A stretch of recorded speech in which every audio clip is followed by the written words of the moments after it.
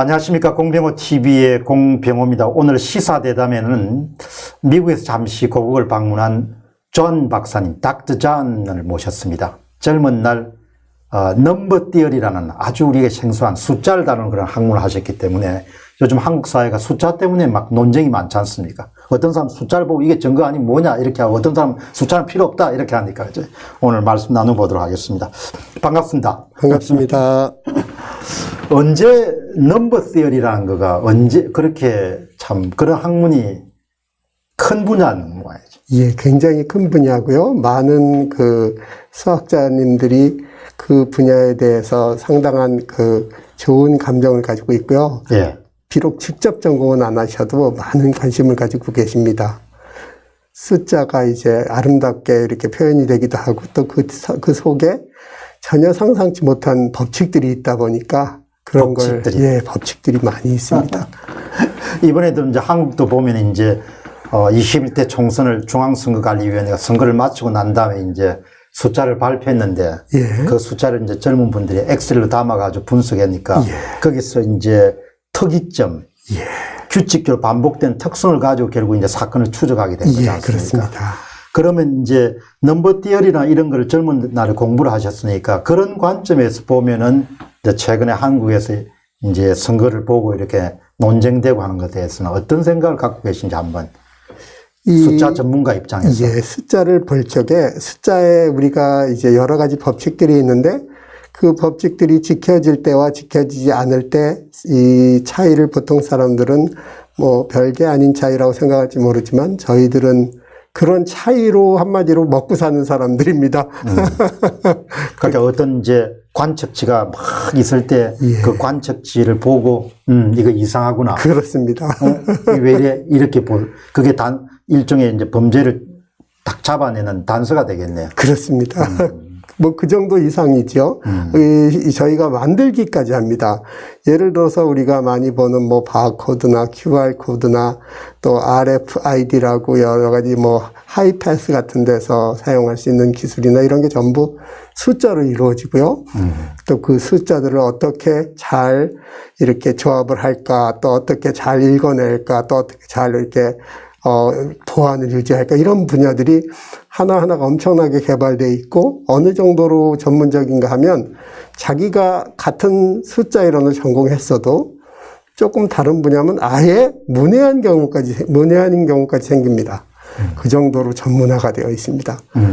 그러면 그 이제 넘버 띠어리를 1998년도에 어바나 샴페인에서 거기서 학위를 마쳤습니다. 그러고 나서 이제 그런 걸 응용해가지고 또 소프트웨어 엔지니어링이나 그런 쪽으로 해서 제가 했던 소프트웨어 디벨롭먼트는 CAD라고 하는 미케니컬 CAD라고 하는 소프트웨어인데요. 예를 들면 현대 조선 같은 데서 배를 만들 때 그걸 그냥 뭐 어디 종이에 그리는 게 아니고 이 소프트웨어를 이용해서 하나하나 만들고, 그걸 만들었을 때 여러 가지 뭐 스트레스 테스트나 여러 가지 테스트를 하고요. 시뮬레이션 같은 걸 하는데, 그런 소프트웨어 디벨롭먼트 팀에 있었고요. 예를 들면 현대조선에서 아마 그 소프트웨어 하나에 5,000불 하는 소프트웨어를 한 2,000 카피 정도까지 샀다는 정확한 넘버는 제가 기억이 안 나지만 그런 소식을 들었고요. 저는 그쪽에 이제 소프트웨어 일부를 개발하고 있었습니다. 저도 그 제품에 대해서 이제 들었던 적이 있거든요. 그 이제 선박을 만드는 회사에서 그걸 사가지고 이제 과거 같으면 막 이렇게 몰딩이나 이런 걸 해봐야 되는데 그걸 다 이제 발생 가능한 걸 다 한다고. 그렇습니다. 그러면 이제 이번에는 그 엑셀 자료로서 발표되는 걸 한번 보셨습니까? 그걸 보면서 드디어 이거는 내가 굉장히 어떤 의미에서는 공헌할 수 있는 영역이 아닌가 생각을 처음에 했습니다. 처음에야 무슨 일이 있는지 전혀 모르고 있었으니까 이렇게 있었는데, 이제 아마 프로그램 이름이 다 밝혀졌다 뭐 이런 식의 프로그램 이름 같았어요. 그걸 우연히 보게 됐는데, 거기에서 이걸 쭉 보여주고 보정값이 있고, 그걸 다시 이제 되돌리면 전부 정상 분포를 바뀌고 이런 걸 보면서. 그러니까 이제 그 원재료가 있는데 거기에 이제 가측 오차라는 그런 큰 일종의 조작값이 있는 걸 발견하고, 그 조작값을 갖고 다시 수정하는 보정하는 작업을 하니까 숫자의 분포 상태가 정상적인 그런 분포로 돌아갔다. 예, 그걸 이제 직접 유튜브 방송을 보신 거네요. 예, 그걸 보면서, 야, 이거는 정말 어마어마한 발견이구나. 이제 공원은 아마 이번 사건이 완전히 해결된다면 아마 99%의 공원이라고 봐도 과언이 아닌 공원이 벌써 이제 이루어졌구나 생각해서, 아, 그렇다면, 나는 조그마한 영역이라도 한번 조사해보자 이렇게 하고 있었는데, 제가, 이제 미국에서 들어온 이후에 좀 이제 여러 가지, 코로나 바이러스 음성 판정을 받더라도요, 집에 자가격리로 있어야 해요. 그러니까 자가격리로 오랜 기간 있어야 되고, 이제 그게 끝내야 활동을 할 수 있는데, 그런 식으로 이제 있다가 이제 다 그게 끝나고 나서, 제 매제 두 분 다 목사님이신데, 집에 왔었을 때 이제 이 숫자가 뭐 그렇게 중요한가 이런 식의 질문을 하길래 제가 이제 설명을 해도 잘 이해를 못 하시는 것 같아서 제가 좀 기본적인, 우리 세계에서는 기본적인 이야기를 좀 했는데 그 중에 한 가지 이야기가 곧 나올 텐데 그것을 보고 제가 굉장히 놀랐습니다. 그리고 저만 놀란 게 아니고 그 두 분도 놀라셔서 그렇다면 얼른 그 공 박사님이 수고하시는데 거기에 연락해서 혹시 공헌할 분야가 있나 이렇게 한번 연락을 드리도록 했는데 제가 연락드렸을 적에 또 좋게 응답해 주셔서 이렇게 또 출연하게 되었습니다. 그럼 지금부터 이제 그 말씀을 하시려고 하는 말씀을 가장 하고 싶은 부분이 가장 중요한 점이 어떤 점입니까? 아까 말씀하신 거죠. 그러니까 숫자들은 우리가 볼 때는 아무렇게나 숫자를 이렇게 쭉 배열해도 되는 것 같지만 그게 아니란 겁니다. 숫자들을 배열해 놓으면 거기에는 어마어마한 법칙들이 마치 자석이 N극과 S극이 있으면 서로 이렇게 만나고 또 N극과 N극은 서로 밀치듯이 무조건 막 이렇게 갖다 놓을 수 있는 게 아니고 그 법칙에 따라서 이걸 해야 되는 그런 엄청난 법칙들이 있는데 저는 무슨 수학 시간처럼 이것저것이 이런 이론이 이렇고 저런 이론이 저렇고 이런 식의 접근보다는 중학교 정도를 졸업한 후에 일반적인 상식이 있다면 아, 이런 게 이런 이야기구나 이해할 수 있을 정도로 한번 꾸며보려는 목적을 가지고 이제 이번에 이런 준비를 해봤습니다. 예, 그러면 한번 지금 보여주실 수 있습니까? 예, 그러겠습니다. 예, 그러니까 이제 두 분 목사님, 친인척 되시는 목사님 오셔서 나누는데, 이게 아니다라고 그분이 설득당한 거죠. 일단 말씀을 해주시면. 아, 그거부터요? 아니, 괜찮습니다. 괜찮습니다. 그러면 말씀하시죠. 예, 그러면은요, 처음에 이제 말씀드리겠는 게, QR코드는 이미 그림으로 사람들이 많이 봤을 테니까 나중에 또 보여드리고요. 예. 이 숫자란 게 하나의 그 지문 역할을 하는데 지문보다도 어떻게 보면 수천억 배 더 정확한 역할을 할 수 있는 게 숫자입니다. 그 명언이네요. 예. 되게 숫자라는 것이 지문과 같은 역할을 하는데 지문보다도 수천 배 정도의 더 정확한 역할을 할 수 있는 그런 것이 바로 숫자다. 예, 그렇습니다. 사실 나중에 말씀드리려고 했는데 어느 정도인가 하면은요.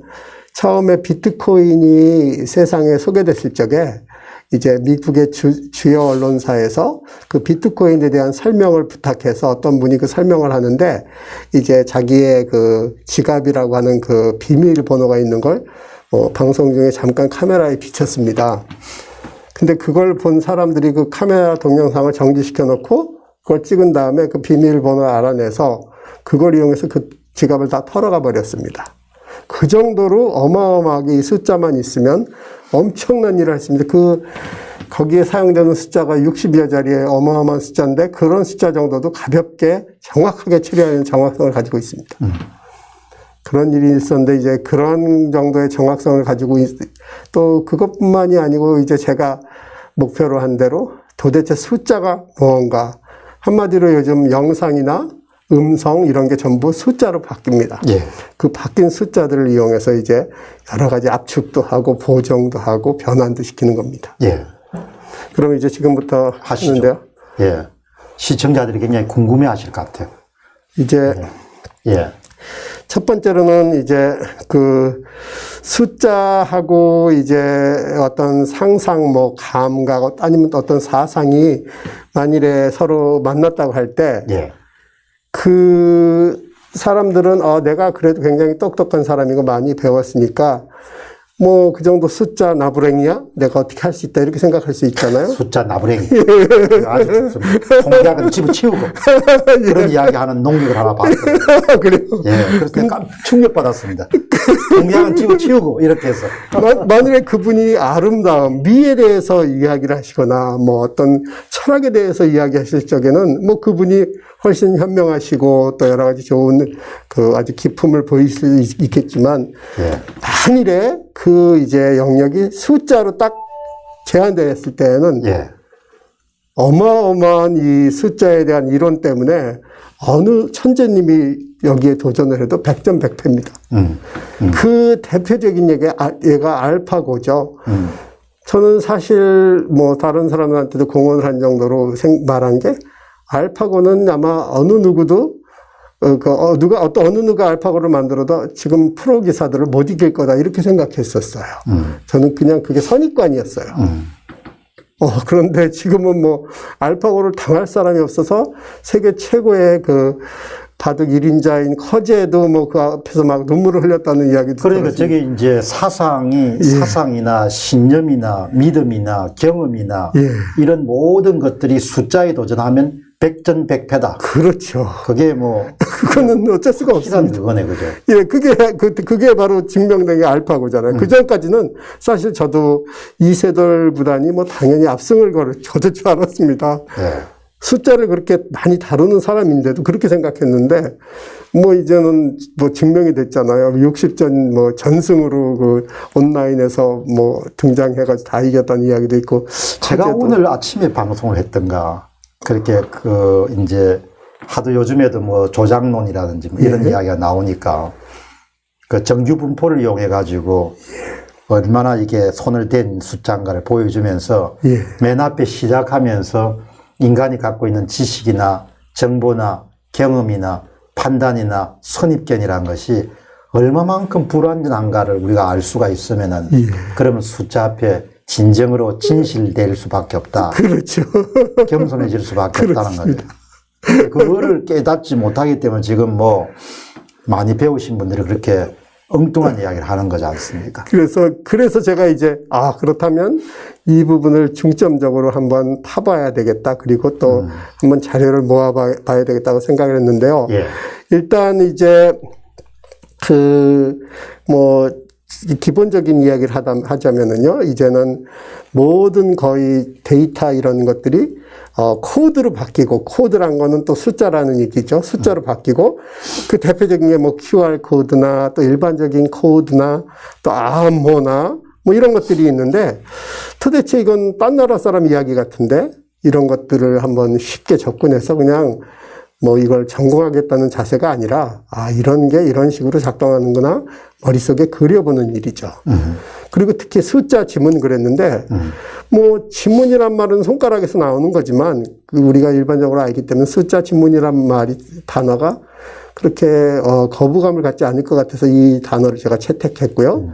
숫자 지문을 증거로 채택할 수 있고 그런 예가 바로 DNA 검사입니다. 코로나를 걸렸나 안 걸렸나 뭐 어떤 나라에서는 피 검사를 했답니다. 근데 피 검사는 느리답니다. 왜냐하면 그게 이제 그렇게 할 때까지. 근데 DNA는 굉장히 빠르게 이걸 할 수 있고 그렇기 때문에 한국이 어마어마한 그 DNA 키트 제조국이 된 것이죠. 왜냐하면 다른 나라는 뭐 피나 이런 걸 한 나라도 있고 그러다 보면은 그게 정확성이 떨어지는 반면에 한국은 벌써 숫자로 DNA로 갖고 그걸 개발하신 그 님 인터뷰를 보니까 이 DNA를 숫자를 다루기 위해서 손으로 하면 너무 느리니까 벌써 프로그램을 AI를 개발해 놨다는 이야기를 들었습니다. 그리고 이제 또 너무너무 많은 분들이 알고 있고 쓰고 있는 통계가 이제 그 예고요. 또 이제 지금 제가 이제 생각하는 거는 아마 가상화폐의 상승기가 시작된 것 같은데요. 예. 가상화폐 이 사람들이 잘못 투자했을 적에는 투자한 돈을 다 날리거나 이런 일이 있는데 이런 일이 어떤 식으로 예방될 수 있고 또 거기서 선순환에 같이 이렇게 이제 편승해서 같이 어떤 과실을 따먹을 수 있나 뭐 이런 걸 시간이 나면 조금 하고 더 중요한 과제는 숫자 자체를 먼저 집중하도록 하겠습니다. 계속 한번 해보시죠. 예, 예. 숫자. 자, 이제 우리가 생각했던 숫자가 있어서, 나도 숫자 셀 수 있어. 하나, 둘, 셋 셀 수 있어. 대단한 것 없네. 이렇게 생각할 수 있잖아요. 근데 그 숫자들 속에는 많은 이론들이 있고, 그 이론들을 개발하는 사람들이 정말 어마어마한 천재들입니다. 제가 간혹, 저뿐이 아니라 많은 분들이 생각하는 게, 야, 나는 죽었다 깨어나도 저런 생각 못 해. 그런 생각을 하신 분들도 계시고요. 또 굉장히 기이한 현상들이 있습니다. 어떻게 저럴까? 대표적으로 옛날에 사람들이 그거는 조금 전문적이니까요. 예. 나중에 하고 또 이 숫자는 오랜 역사가 있습니다. 인류가 시작한 이후에 세는 일이 이제 되었으니까 각 나라 각 분야에서 숫자를 했고 또 이거는 어떤 한 특정 분야만 한 게 아니라 전 인류가 예. 어떤 경우에는 인도의 대가 어떤 경우 아라비아 숫자 이런 식으로 굉장히 되었고 이런 개발이 되는 동안 나름 현대 교육을 받은 사람들조차 이 숫자에 담긴 그런 문제와 괴리감을 갖게 되었습니다. 예. 왜냐하면은 나름 알고 있다고 생각했는데 전혀 엉뚱한 이론이 나오니까요. 그리고 사실 이 마지막이 굉장히 중요한 겁니다. 이 숫자 속에 있는 이론은 한마디로 무지막지하게 강력합니다. 무지막지하다고 얘기할 수 있습니다. 즉, 이 이야기는 토론으로 만일에 숫자하고 이제 어떤 어마어마한 천재분이 만난다면 이 숫자의 무지막지함 때문에 그 천재분이 분명히 지게 됩니다. 숫자를 다뤘을 때는. 이거는 무슨 숫자를 다룬 사람이 똘똘해서 이런 게 아니고 한마디로 얘기하면 한쪽은 탱크가 오고 저쪽은 돌팔매로 오는 거와 똑같은 일입니다. 제가 오늘 이렇게 강의 조금 정리하면서 한 것은 이 사람들이 어떻게 이런 짓을 했나. 예. 물론 권력을 이용해 가지고 입을 막고 수사를 방해할 수 있겠지만 이 사람들이 남긴 이 숫자가 수천 년으로 갈 거고 전 세계 사람들이 그것을 알 건데 이 사람들이 어떻게 이런 짓을 했냐. 그 양반들을 비난하자는 것보다는 그 연민 같은 게 드는 거예요. 근데 오늘 선생님이 딱 말씀하시는 것이 숫자라는 것은 무지막지한 힘을 갖고 있다는 것이죠. 예. 그럼 이제 숫자가 아주 무지막지하다는 건 저는 이번에도 이제 그런 걸 더 많이 느꼈는데 그럼 그 부분에도 조금 더 이제 이야기를 좀 진행해 보시죠. 얼마나 겁난지 몇 장 좀 끼워 넣어도 다 발각된다는 거. 그렇죠. 예. 근데 이제 만일에 숫자와 어떤 사람들이 대결한다면 왜 질 수밖에 없느냐. 이제 이론들이 어마어마하게 거의 책 수백 권에 해당하는 이론들이 하나하나 아주 상세하게 개발됐기 때문에 그 이론들을 기계적으로 대입하거나 계산을 하면 기계적으로 그 값이 나옵니다. 그리고 또 이거는 공평하고 정확하고 또 보편적이기 때문에 전 세계 누구나 똑같이 그걸 배운 분들은 적용을 할 수 있고 적용하면 또 똑같은 값이 도출됩니다. 그럼 이제 조한 박사님 말씀을 좀 들어보니까 제 머릿속에는 여기서 숫자라는 것은 그냥 다르게 이야기하면 영어로 하면 데이터일 거고 그냥 그걸 좀 더 모아놓으면 그냥 통계라고 볼 수 있어요. 그렇죠. 통계는 통계하고 대결하면 100점 100점. 절대 너를 못 이긴다. 그렇죠. 그걸 제가 오늘 설명드리려고 이렇게 나온 거예요. 그러니까 제가 요즘에 이제 힘 주는 게 아니고 신념을 가질 수 있는 것은 지금 말씀하시는 게 저한테 세례네요, 세례. 절대 너희는 숫자를 못 이긴다. 남긴 지문을 어떻게 없앨 거냐? 분서 경유할 거냐? 파묻을 버릴 거냐? 줄 잘 서셨습니다. 예, 계속 하시죠. 내가 흥분했습니다. 예. 그리고 또 이 숫자는 영원히 검증 가능하고요. 영원히 검증. 그럼요. 영원히.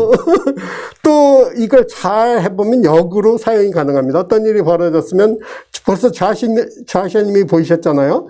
보정값만큼 틀려 있으니까 그걸 역으로 사용해서 또 보정값을 딱 해보니까 제대로 된 게 나오잖아요. 그렇게 역으로 사용할 수 있습니다.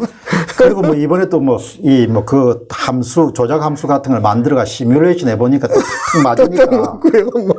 그러니까 참 사람이 조한 박사님 이야기 들어보면서 사람이 참 무식하면 안 되겠네요.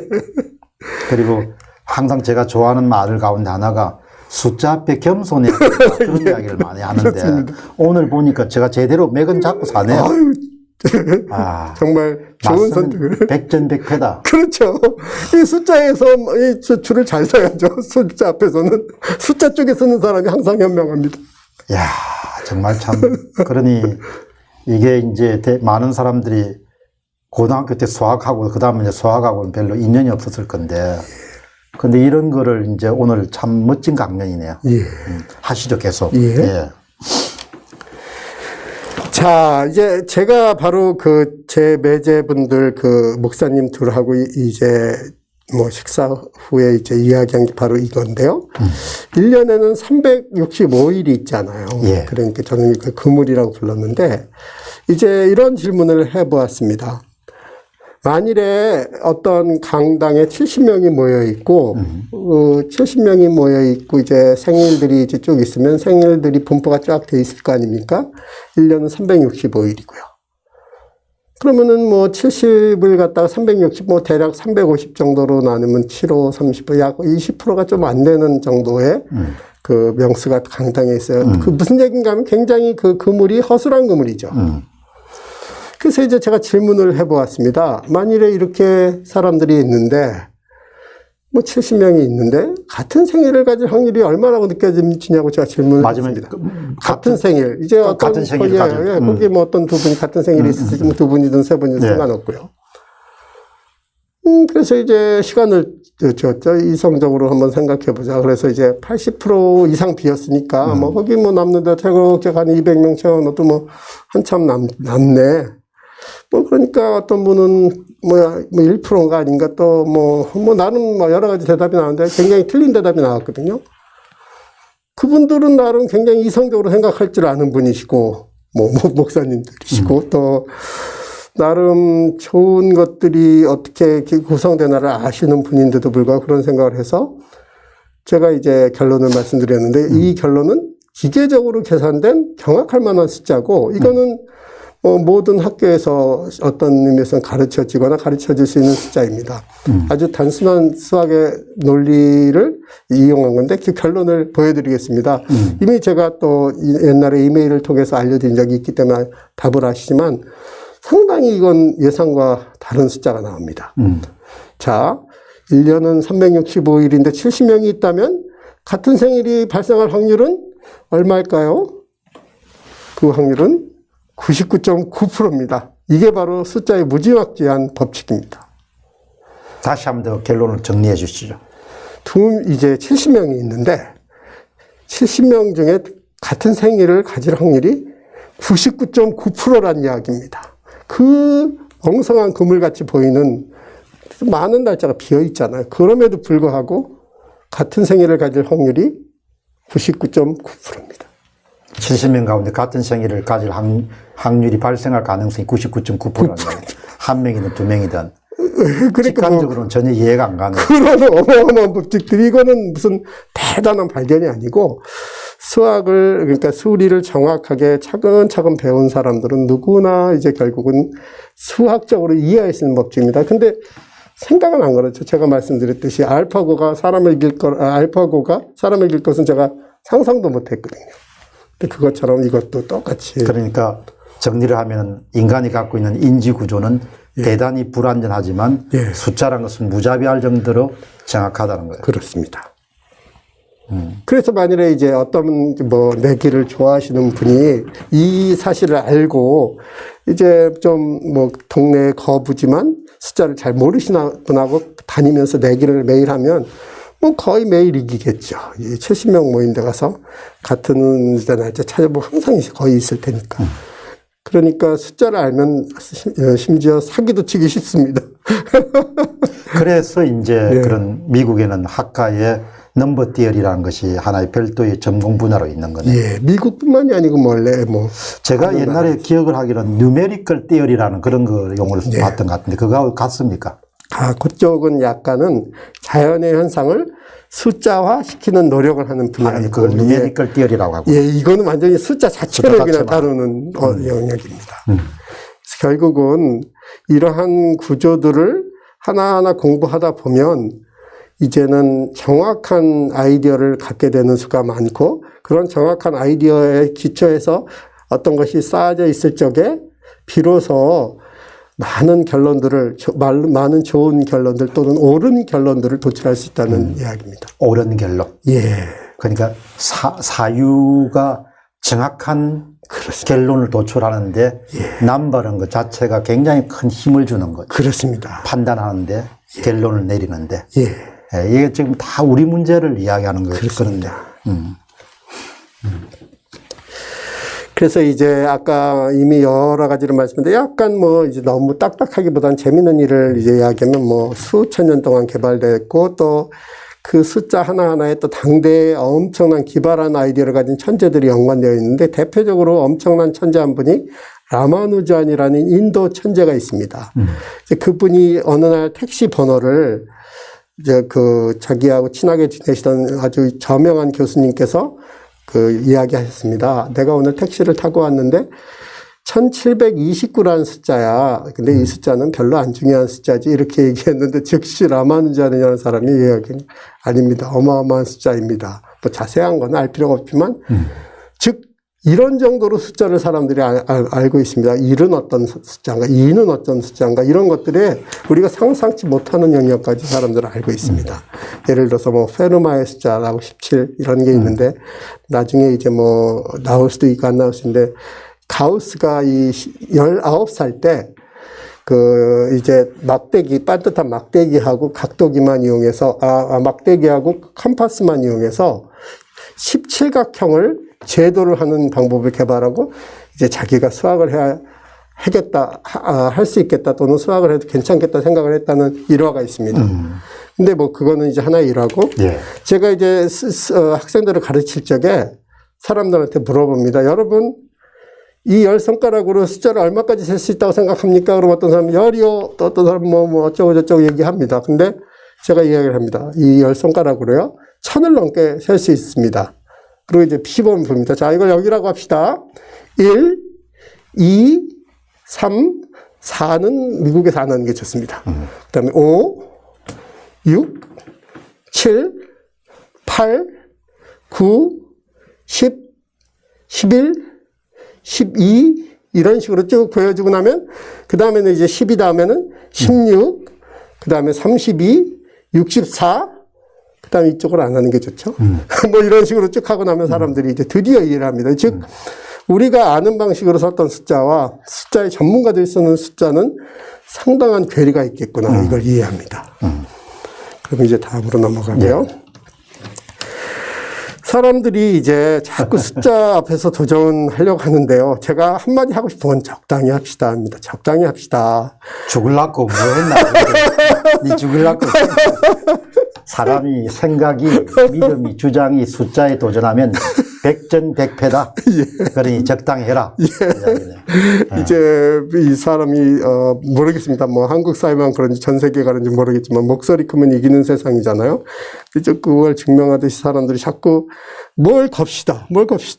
그러는데 적당히 하시는 게 좋을 겁니다. 그 이유를 이따 보시게 될 겁니다. 참. 근데 착각하면 안 됩니다. 이게 뭐 예를 들면은 존 박사가 그분들보다 머리가 뛰어나다, 능력이 뛰어나다는 게 아니라 존 박사는 숫자를 공부했고 숫자를 가지고 여러 가지 그 토대에서 모든 걸 한 사람이고 다른 분들은 다른 분에서 훨씬 더 기막힌 그런 능력을 가지고 계신 분인데 숫자의 영역에는 들어오지 마시라 이겁니다. 도전하지 말라는 이야기. 예, 숫자의 영역에서는. 모르면 가만히 있어야 돼. 그건. 모르면 공부하든지, 아니 겸손하든지, 네가 알고 있는 게 전부라고 생각하지 말고, 그 말씀이네, 지금. 그래서 이제, 예를 들면 뭐 슈퍼컴퓨터 개발 같은 거에도 뭐 결국은 숫자가 이제 역할을 하는데, 뭐, 여기가 그런 것을 하는 건 아닌데, 이번에 일이 통계학 역사적으로 이제 어마어마한 어떤 면에서는 재앙입니다. 재앙이란 게 나쁜 일이 직접 닥쳤다기보단 너무너무 좋은 기회를 날려버렸다는 뜻입니다. 재앙이. 예, 왜냐? 이번 기회는 뭐 그런 조사를 하기가 굉장히 힘든 기회입니다. 예를 들면은 사전투표라는 게 있고 본투표가 있는데 그게 그런 숫자를 동원하려면 만일에 어떤 그 리서치 센터에서 동원을 하려면 그 돈을 줘야 사람들이 올 거고 그 돈을 준 사람들이 또 뭐 어떤 랜덤하게 이걸 해야 되는데 그런 일이 굉장히 어렵잖아요. 그러니까 이런 기회를 일부러 마련한다는 건 불가능합니다. 그러니까 이런 엄청난 기회가 있는데 그 이유를 제가 이제 조금 있으면 설명드리는데 이 엄청난 기회가 날아간 거예요. 왜 날아갔느냐? 이 숫자와 이런 한마디로 통계의 가장 기본 정리가 되는 기본 정리가 있는데 그걸 이번에 증명할 수 있는 기회였습니다. 증명은 이미 이론적으로는 다 됐습니다. 근데 그걸 사람들이 보고 싶어 하잖아요. 뭐 블랙홀은 옛날에 아인슈타인이 다 예측을 했었어도 뭐 그 전 사람들이 어떤 사람이 얘기했겠죠. 근데 그걸 갖다가 이제 막 관측하는 문제는 다른 문제잖아요. 이번에 그게 한마디로 날아간 겁니다. 이거는 뭐 통계학계에서 생각해보면 어마어마한 기회를 놓친 재앙이고 또 더 크게 보면 이 인류의 어떤 문화적 재앙입니다. 그러면 이제 그게 무슨 일인가 도대체 이해가 안 가실 텐데요. 일단 뭐 사람들이 내기를 좋아하는데 사실 저도요 잘하면서 내기 많이 했습니다. 어렸을 때부터 내기 많이 해서 저도 상당히 좋아해요. 자, 한번 걸어보십시오.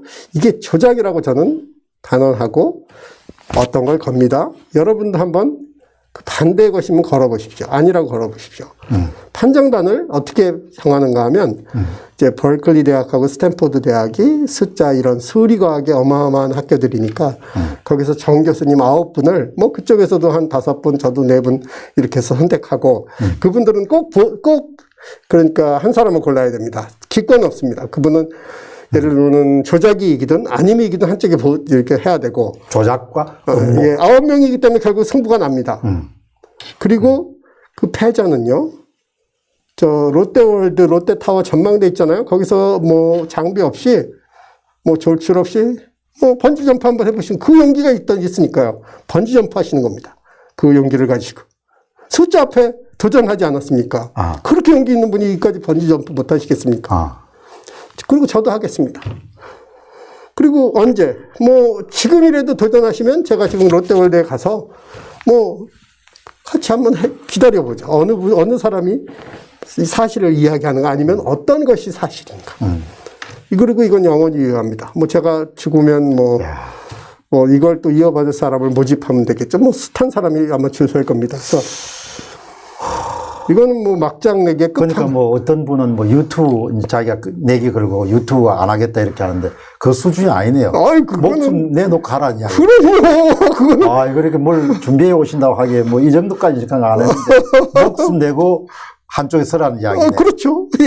이거는 왜냐하면 그 뭐 어디도 나오잖아요. 뭐 제가 옛날에 한 뭐 영화를 봤는데 뭐 배에서 사람들이 모여서 이렇게 하고 있는데 거기 프로들이 오더니 이제 선수끼리 하자고 뭐 하는 이야기를 들었습니다. 제가 그 말을 꼭 하고 싶습니다.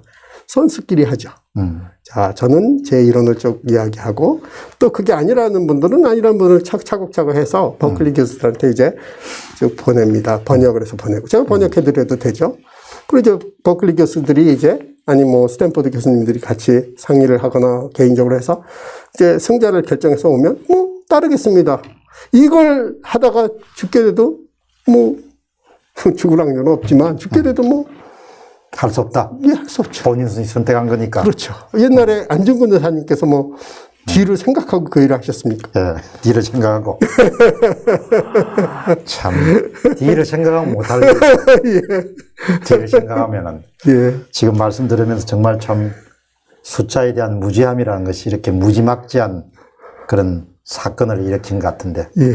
그런데 그 사건을 또 보면 또 그 숫자를 보면서도 그게 또, 조작은 일어나지 않았다. 이렇게 이야기하니까 참 그분들도 무지막지한 사람들. 배짱이 두둑하신 분들이세요. 아주 세상에서 크게 성공하실 분들이십니다. 근데 이제 여기 영역은 안 오시는 게 안전하십니다. 요까지는 가지 말라 이야기죠. 좀 강하게 이야기하지 말고 나는 직을 걸겠다. 뭐 직 대신에 그냥 차라리 목숨을 걸어라 이런 이야기 아닙니까? 예, 그 다음 나가시죠. 그래서 이제 그 유명한, 제가 뭐 이런 전문적인 거는 굉장히 집어넣기 싫었지만, 그래도 하나 정도는 뭐, 예. 크게 뭐 사람들한테 부담 안 줄 것 같아서 했는데, 이제 이게 정 모양의 무슨 곡선이라고도 부르고 함수라고 하는데, 이게 이 뒤에 엄청난 그 배경이 있습니다. 이제 제가 말한 가우스라는 수학의 천재님께서 가우스가에서 이제 이런 걸 개발을 해서 어떤 법칙을 만들려고 했는데 상당히 어려움을 겪었어요. 왜냐하면 이 식에 적분이 안 됩니다. 적분이란 거는 이제 그 아래 이 면적을 구하는 건데 이걸 면적을 구할 수가 없어요. 그러다 보니까 뭐 여러 가지 뭐 기호를 동원했지만 자기는 만족할 수가 없었겠죠. 그래가지고 한 210년 전에 이걸 이제 이런 방향을 제안을 했는데 해결을 못했는데 참 놀랍게도 그 가우스란 분보다 뭐 덜 알려진 뭐 그분도 꽤 알려지지만 좀 덜 천재로 알려진 라그란지라는 분이 라그랑제. 예, 그렇습니다. 그분이 어마어마한 아이디어로 이걸 해결하는데 이걸 1차적분으로 하면 안 돼요. 근데 이걸 2차적분으로 한 다음에 그 좌표계를 확 바꿔버려요. 어떤 좌표계로 바꾸는가 하면 그 원통 좌표계 그런 걸로 바꿔. 거의 천재네요. 그렇게, 그러니까 원통은 3차원이고, 이름이 생각나요. 폴라 코오디네이트 시스템이라고 하는데, 그걸로 바꿔버리고요. 그럼 이 논의는 좀 길어지는 거죠? 아니요, 금방입니다. 네, 그렇게 금방입니다. 바꿔버리고. 여기까지 하면 되겠네요. 예, 그걸로 이제 이 면적을 계산해냅니다. 그리고선 그게 발견된 게, 이게 이제 정상적으로 그려졌을 적에 이제, 지금은 이걸 변환했겠지만, 그 당시에 그 형태가 파이의 루트의 파이 이런 식의 다 합이 나오는 걸 해내고 그걸 이용해서 기념비적인 정리를 개발합니다. 그거는 제가 이제 곧 말씀드릴게요. 예. 이렇게 정규분포 보여주시니까 정규분포가 참 가만히 보고 있으니까 아름답다는 생각이 드네요. 예. 이 정규분포를 이해하면 이번에 그렇게 자기 자리를 거는 사람들 드물 건데. 글쎄 말입니다. 이거가 그리고 정규분포가요. 어마어마하게 쓰이지 않습니까? 프로페셔널 한 학문 논문을 쓰시는 분들은 이거에 기대서 사시는 분들이 한둘이 아니잖아요. 그러니까 정규분포만 잘 이해하게 되면 이번에 저 표본 집단을 가지고 모집단을 추론을 해보게 되면 완전히 엉뚱한 데 가 있으니까 이놈들이 장난치구나 이런 걸 아는데 알죠. 그런 걸 모르니까 참 그러면서 막 이렇게 우기니까 거기다 고집까지 생기니까 아이고. 뭐 대책이 없는 것 같아요. 모르는 게 죄입니다, 죄. 그러니까 모르면은 좀 이렇게 겸손하게 나는 그 영역을 모르니까 좀 조사를 해보나 조금 아는 사람 참모진한테 물어보겠다 이러면 상관이 없는데 굳이 나설 필요는 없는 것 같아요. 약간 뒤로 가 있어야죠. 그렇죠. 모르는 게 죄는 아니지 않습니까? 그렇죠. 모르는 게 죄는 아니죠. 하나하나 그냥 배우면 되니까. 아니, 저도 어떤 건 몰라요. 계속 하시죠. 예, 그러겠습니다. 예, 이제 이 정규분포 곡선을 갖다가 이제 증명하면서 예. 기념비적인 거의 역사에 아마 이 이론 때문에 이 정규분포 곡선이 아마 그 프로페셔널한 세계에서는 가장 많이 쓰이는 도구가 됐을 겁니다. 그게 무엇이냐? 바로 한국말로 하면 중심 극한 정리이고 영어로 하면 Central Limit Theorem 이렇게 얘기합니다. 그러니까 중심 극한 중심 극한 정리를 센트럴 리밋 theorem. 예.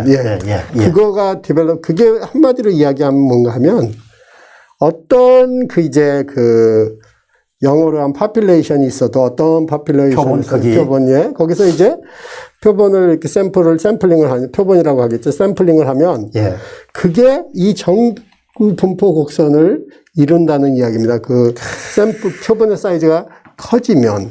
그러니까 우리가 영어로 observation. 그렇죠. 예, 관측치가 있는데 어떤 큰 관측치를 모집단이라 하고 모집단에서 그 랜덤으로 임의 추출을 빼면은 빼고 그 다음에 N에 해당하는 표본 수가 커지게 되면은 그 표본 집단은 반드시 정규분포의 종모양의 오늘 교수님 앞에서 그냥 배우니까 옛날 생각이 많아요. 정규분포에 접근한다. 그렇게 되죠.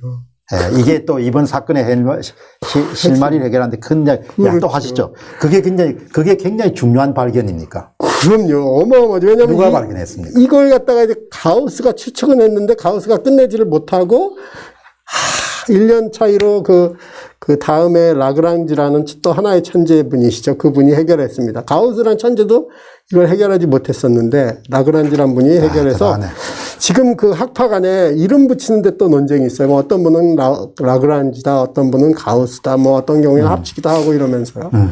근데 그 이론이 무슨 의미냐? 통계 조사를 하려고 이제 표본을 뽑아내면 무조건 이분포를 따라도 뭐 큰 에러 없이 얘기할 수 있다. 자, 근데 이번에 왜 제가 정말 그 블랙홀 관측과 같은 기회를 날렸다고 하는가 하면, 자, 이번에 보십시오. 26몇 프로가 26%로 하고, 26%는 그 샘플이 생겼어요. 예. 또 그거 저쪽에 최종 결과는 뭐 66%의 우리나라 인구의 뭐 그 선거할 수 있는 인구의 66%라고 하죠.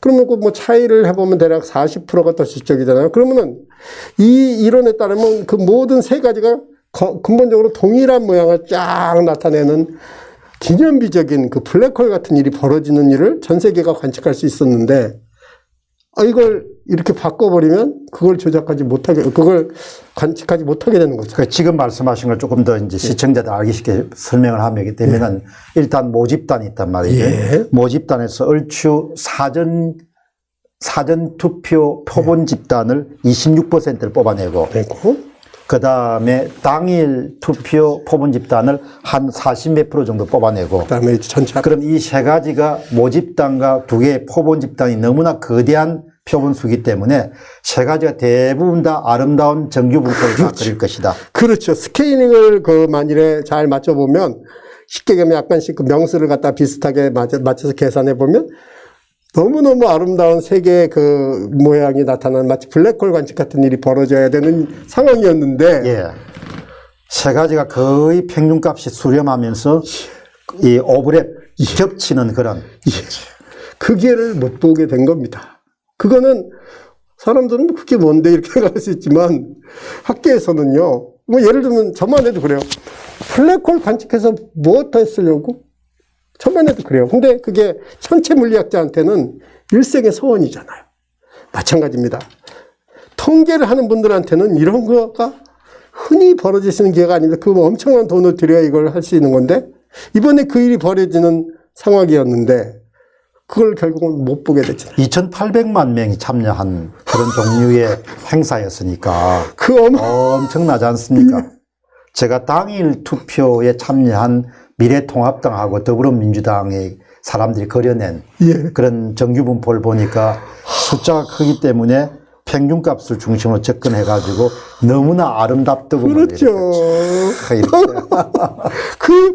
그 한마디로 블랙홀 볼 기회를 날린 이 심정을 일반인들은 이해하기 힘들 겁니다. 왜냐하면 이거는 그 통계학계 사람들은 다 아는 거고, 뭐 제가 물리를 잘 모르듯이 물리학에서 뭐 블랙홀 봤을 때 뭐 감탄을 할까? 그렇지만 그 세계에 있는 사람들은 알죠. 그러니까 그 기회를 못 봤다는 이야기는 이번에 이제 조작값이라든지, 그렇습니다. 그 다음에 특정 목적을 성취하기 위해서 일종의 가책 오차를 집어넣었기 때문에 왜곡 현상이 발생해가지고 그런 미래통합당이나 뭐 더불어민주당이 모든 것이 왜곡돼서 서로 완전히 이별하는 쌍붕 구조의 그런 구조들이 만들어진 거죠. 말도 안 되는 일이 벌어졌고 또 그 말도 안 되는 것 때문에 지문이 남게 되는 겁니다. 수리적 지문, 통계적 지문. 얼마나 앞으로 창피하겠습니까? 정말 대한민국에서 이런 일이 일어나가지고 그걸 내 생각엔 아마 수백 년, 수천 년 리서치를 할 거예요. 그렇죠. 모든 역사 교과서에 이제 나오게 됩니다. 그러니까 뭐 A씨하고 B씨가 작당을 해서 2020년 4월 11일과 12일 날 1,몇백만이 참여한, 1,100만인가 참여한 그런 종류의 그런 그 선거에서 만들어낸 정규분포가 이렇습니다. 이런 게 나올 거 아니에요. 그렇습니다. 그러니까 참 이번에 보면서 그래서 내 입에서 너무나 그냥 한탄이 흘러나오는 거예요. 이 사람들이 어떻게 하려고 이런 짓을 했냐.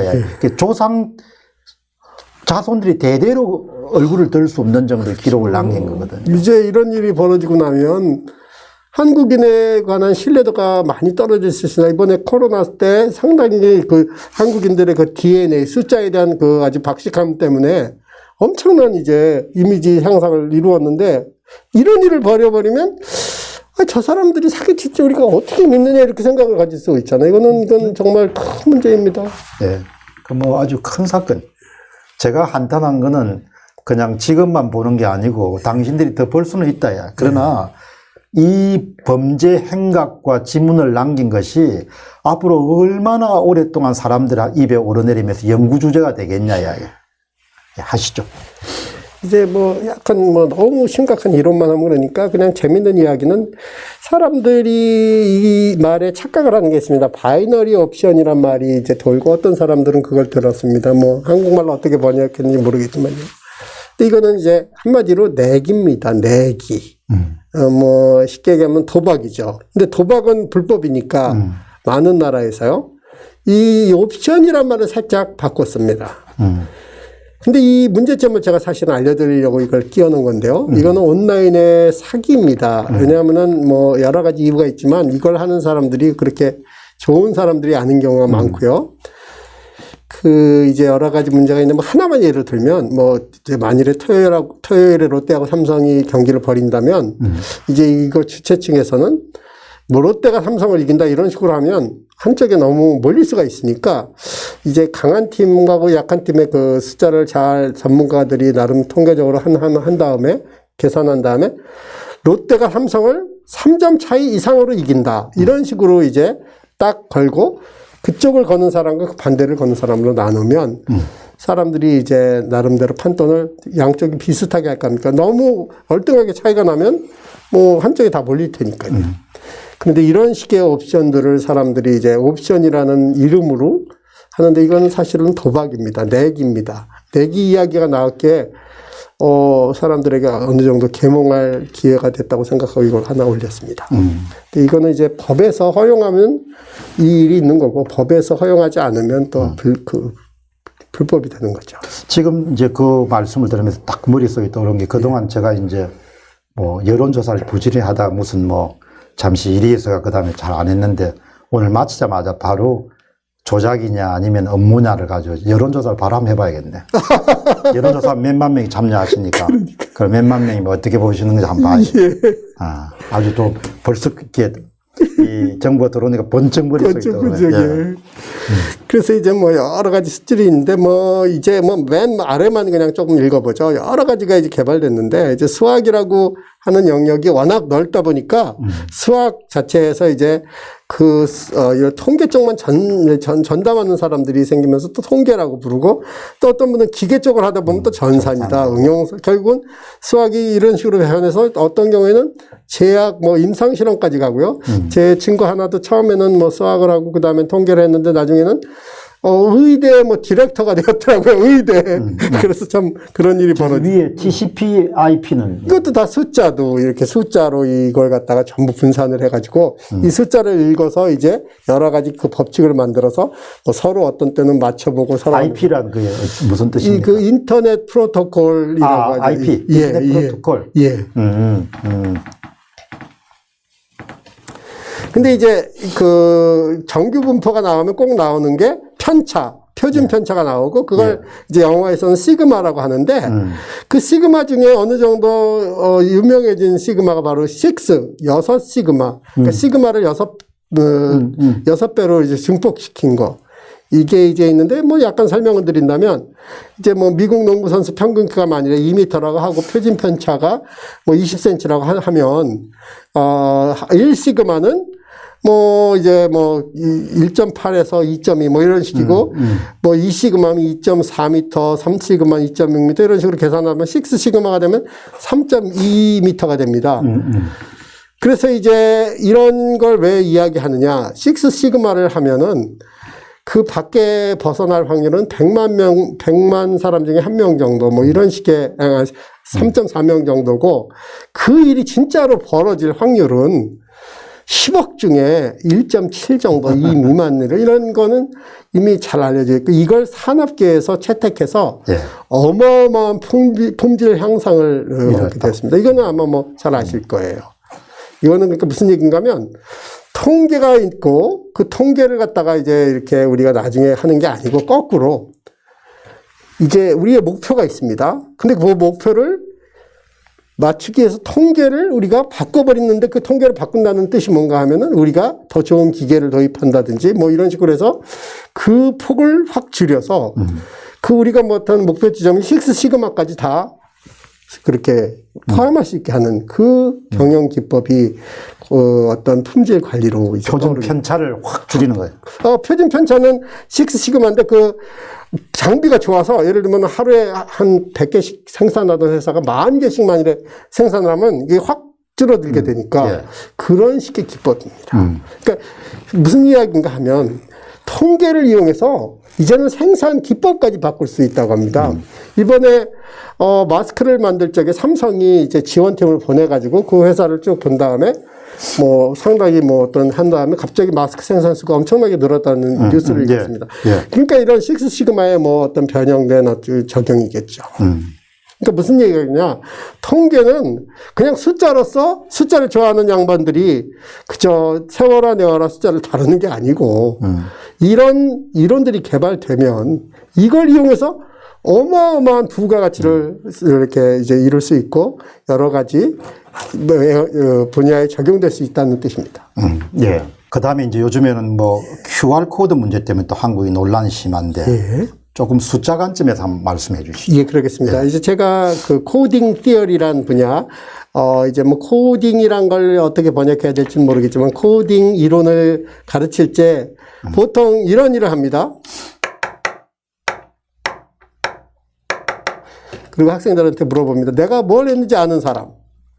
내가 뭘 했는지 아는 사람. 그러니까 어떤 사람은 책상을 두들기고 있네요. 근데 제가 지금 한 게 몰스 그 신호를 보낸 겁니다. 바로 SOS를 보낸 겁니다.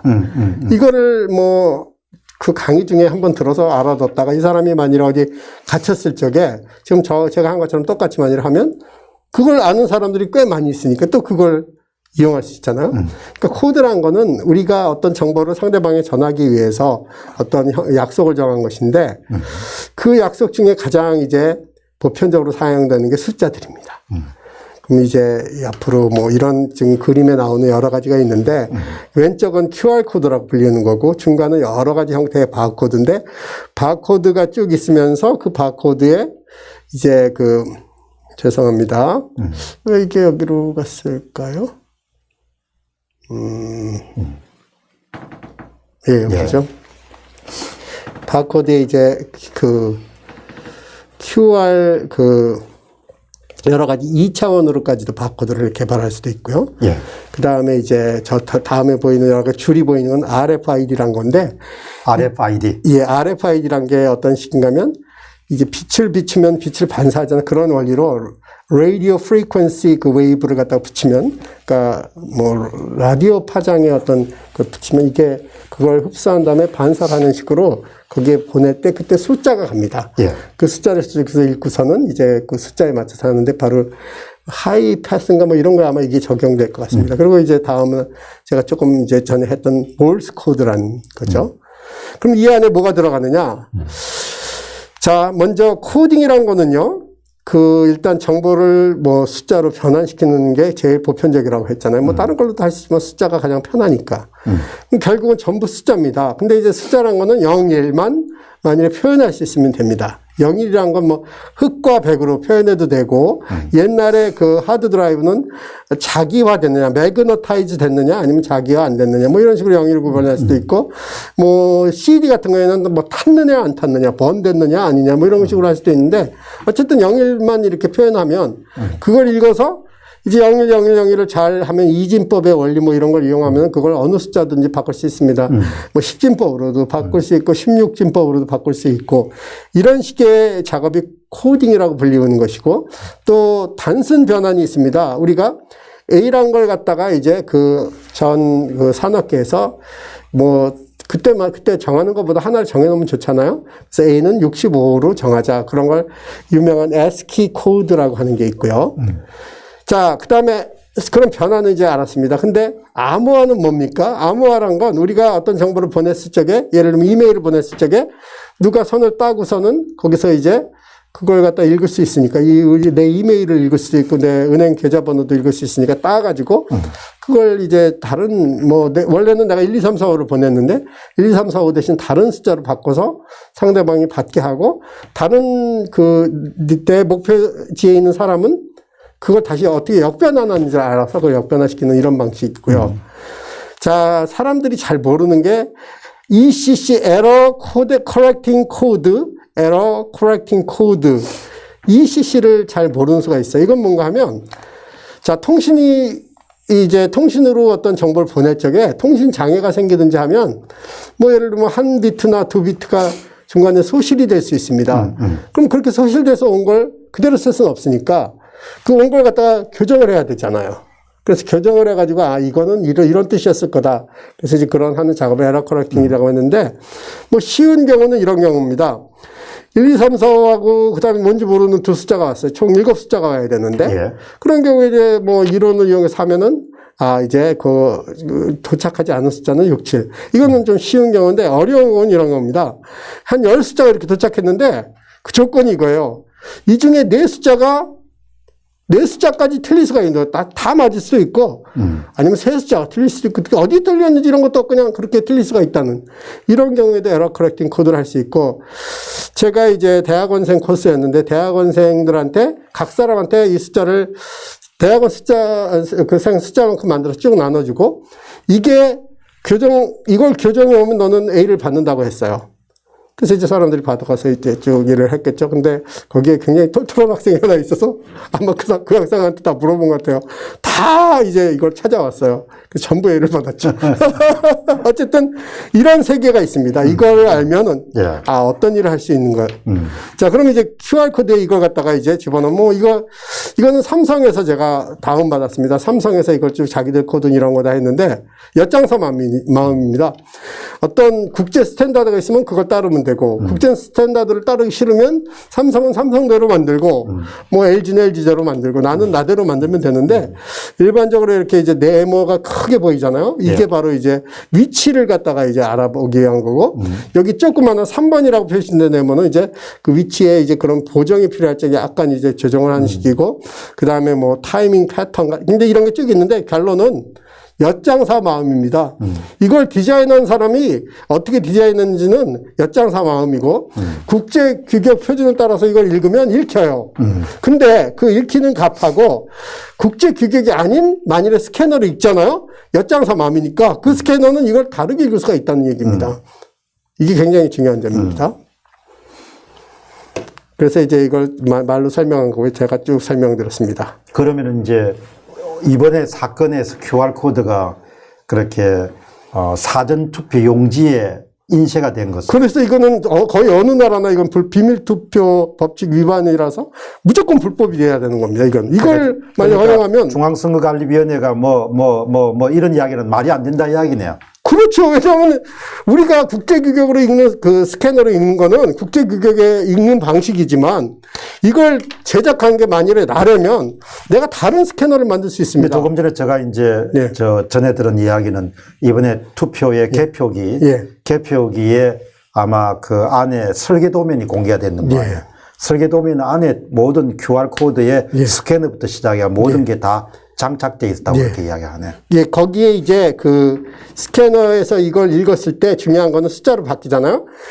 숫자 당연히 까만 거는 예를 들어서 1, 하얀 건 0 이런 식으로 쭉쭉쭉 그 바둑판만큼 다 읽어낼 수 있는 거 다 공통이 그게 차이가 나진 않습니다. 그러면 예를 들면은 QR코드에 1번이나 2번 같은 걸 줘가지고 그 스캐너를 통과하는 순간 그것이 당일 투표지인지 그 다음에 사전 투표지인지를 금세 인지하는 것은 전혀 문제가 없는 거예요. 그런 거는 우리가 그냥 합리적인 의심을 하시는 영역이죠. 근데 이렇게 했다 저렇게 했다는 건 우리가 모르죠. 엿장사만입니까? 그런데 합리적 의심은 충분히 할 수 있죠. 그렇죠. 근데 기술적으로 QR코드를 읽는 기계가 얼마든지 그건 인지할 수 있다는 이야기. 그렇죠. 왜냐하면은요.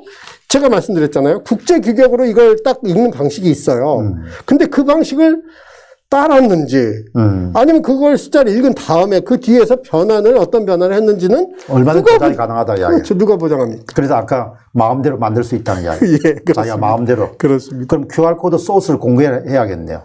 근데 문제는 그걸 공개를 하려면은 그 모든 장비와 그 당시에 투표된 용지가 제대로 있고 그게 될 때가 하는데 그게 어떤지까지를 밝히려면은 일이 좀 불가능한 건 아닙니다. 근데 문제는 지금 오늘 아침에 오늘 제가 들은 소식인데 음식을 시켜가면서 선관위가 모여서 무슨 라면빵, 삼립빵 이런 라면, 이게 웬일입니까? 이거, 아니, 그렇게 보관되면 원본이 들어있는지, 새로 만들었는지 그걸 우리가 어떻게 합니까? 그러니까 이번에 이제 전문가들 모셔가지고 들어보니까 가장 큰 문제가 인쇄 용지 문제가 굉장히 컸대요.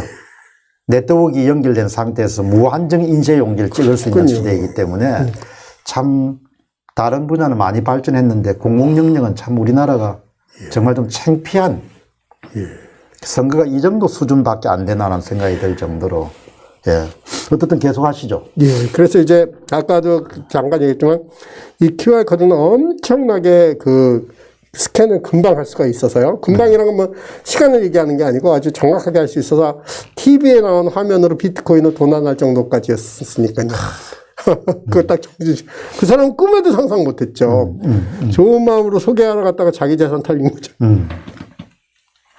자, 그럼 이제 이게 이제 굉장히 중요한 부분이에요. 여태까지는 어떻게 보면 수학이란 이런 것이다, 이론이란 이런 것이다라면 이제는 이번에 사건에 관해서 집중적으로 다뤄보는데 숫자 지문은 물증이고 그리고 이것은 DNA나 통계와 같은 어마어마한 확실한 증거다 이런. 그러니까 그게 지금 이제 그 한 변호사분이 아주 요지까지 지냈던 분이 그 말씀 하시더라고요. 지금 통계적 분석 결과는 미국 법정이면 거의 100% 수용될 거다. 그렇죠. 그러나 한국 법정이 이 통계적 결과를 수용할 수 있지 여부는 판사의 재량권에 많이 달려 있다. 그러니까 지금 한 번 더 말씀하시죠. 그게 숫자라는 것은 한 번 더 물리적. 지금 QR코드가 대표적인데요. QR코드로 그 어마어마한 그 정보 암호를 담고 있는 비트코인을 해결하는 걸 보면 얼마나 그 정확성이 놀라운 거. 비트코인의 암호를 맞추기 위해서요. 슈퍼컴퓨터를 몇십 년 돌려도 그 암호를 못 찾아냅니다. 그렇게 어려운데도 QR코드 그냥 텔레비에 나온 걸 보고도 그냥 스캔할 정도로 그 어마어마하게 정밀합니다. 이게 오차가 있질 않고요. 그 오차 커렉션까지 하니까 어마어마하게 정밀하기 때문에 이런 지문이 세상에 어디 있습니까? 지문이 그 정도까지 해석되겠습니까? 수천억 배 지문이 정보가 훨씬 떨어지는 겁니다. 물리적, 이론적, 초강력 범죄 증거물이다.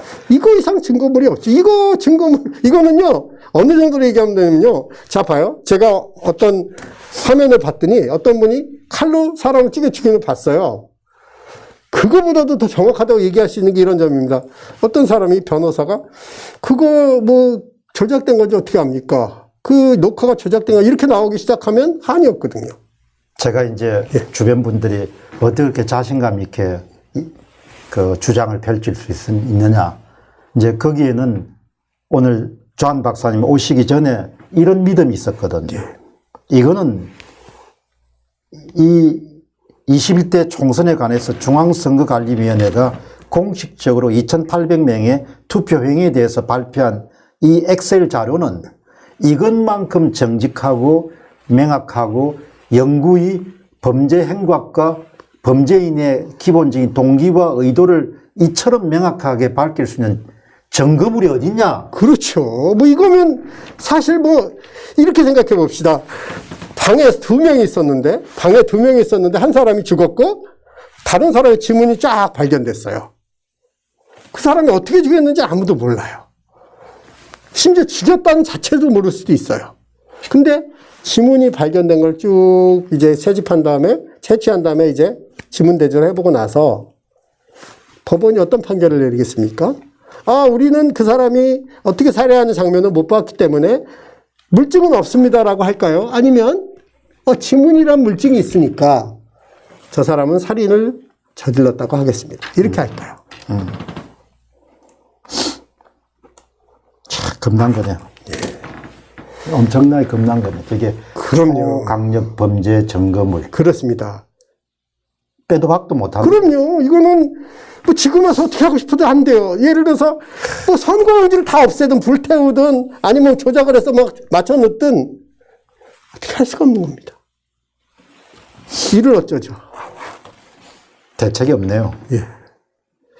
근데 이제 특징은 이 수리 지문도 보통 혈흔이나 지문 DNA처럼 꼭 범죄가 이루어진 후에야 채취될 수 있다는 겁니다. 전에는 아무리 뭐 해도 그쪽에서 뭐 그런 걸 한 걸 할 수가 없잖아요. 근데 이제 완전 범죄라고 생각을 딱 했을 때 그때부터 이 채취가 시작되는 겁니다. 참. 그러니 이렇게 이런 아주 그 숫자에 대한 기본적인 그런 지식이 있으면은 그죠? 그럽니다. 예. 절대 범죄 행각을 벌릴 수 없는 그렇죠. 건데.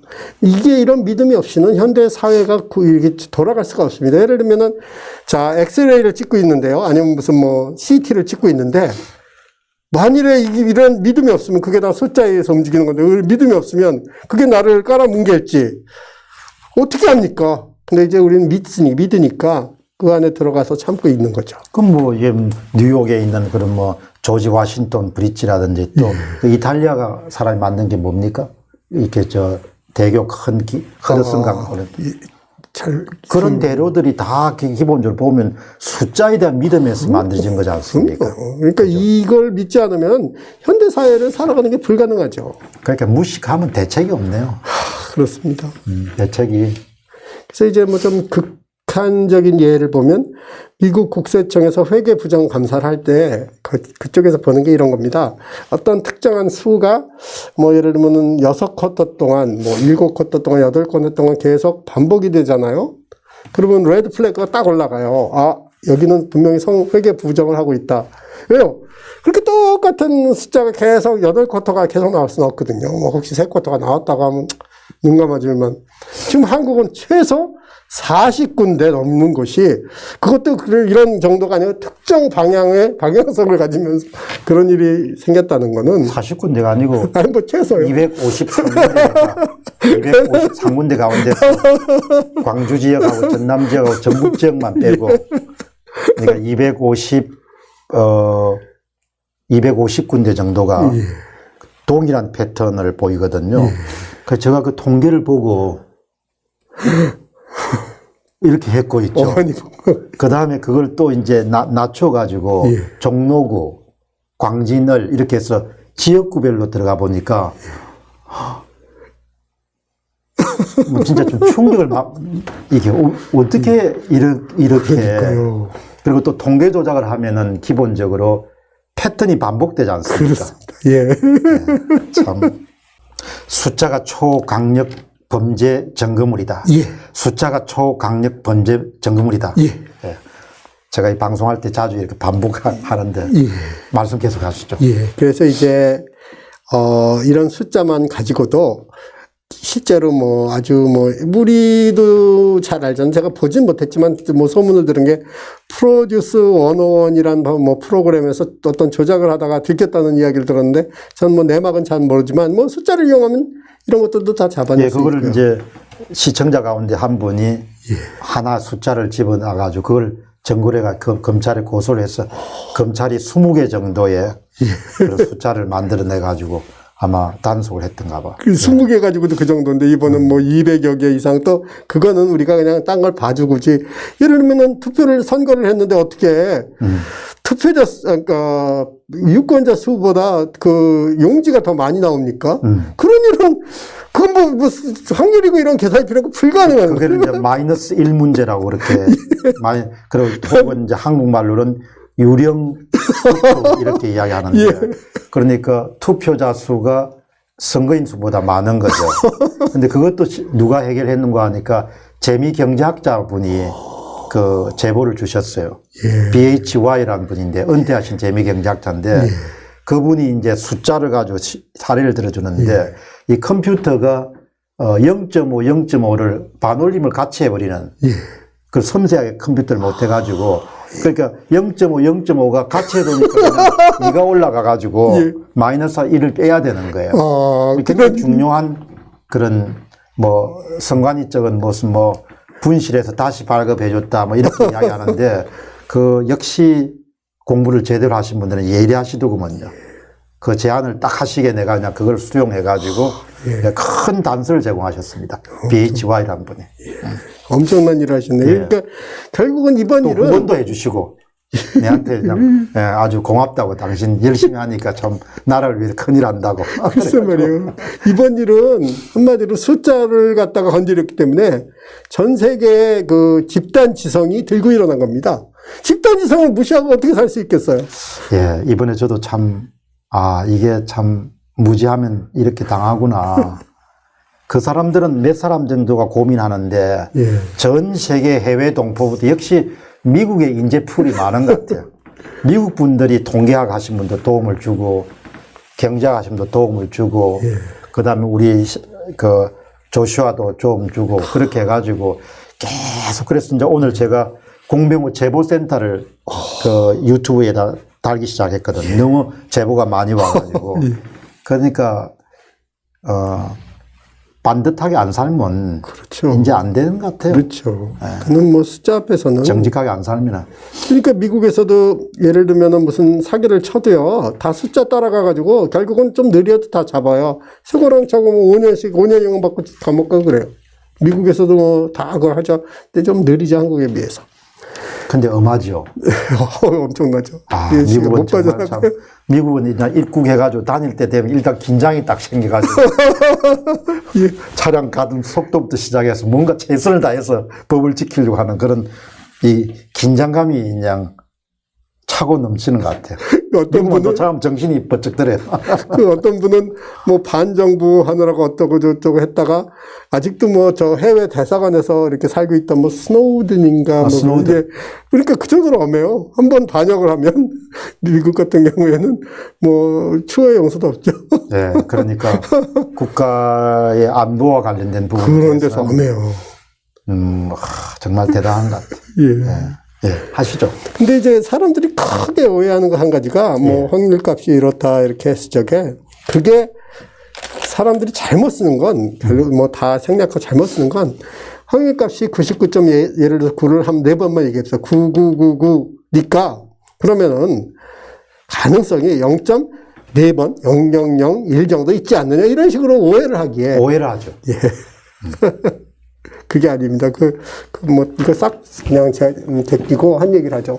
오제이 심슨이라고 미국의 스타 러닝백이 있었는데 그 사람이 이제 살인죄로 기소를 당해가지고 이제 재판을 할 때, 뭐, 물증들은 많이 없어졌기 때문에 뭐 장갑이란 게 있었는데 그거는 뭐 어떻게 되는지 모르겠어요. 근데 어쨌든 DNA를 갖다가 많이 제공을 했어요.